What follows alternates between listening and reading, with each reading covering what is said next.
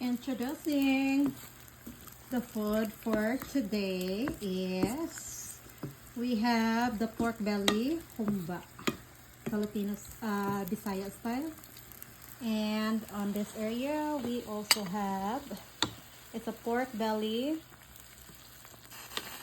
sinigang. Okay. So the weather is going to be sooner going to be bad, so I'm making food before it will affect. So that is this is already done with the spinach. Very simple only.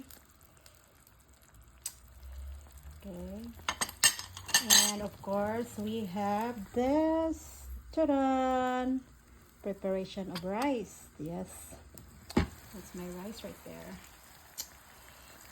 This is the one that I'm excited to eat because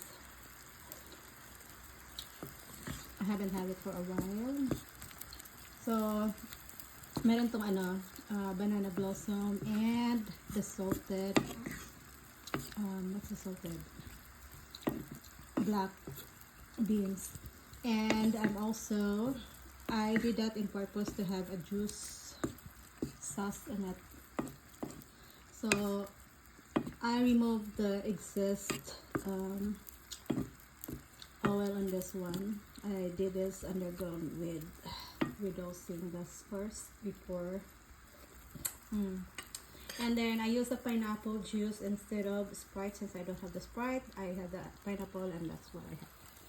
Look at this one back in here. Yeah, I also reduced some of the fats on this one. Oh well, because it's too greasy. Yeah, perfect. They're all good.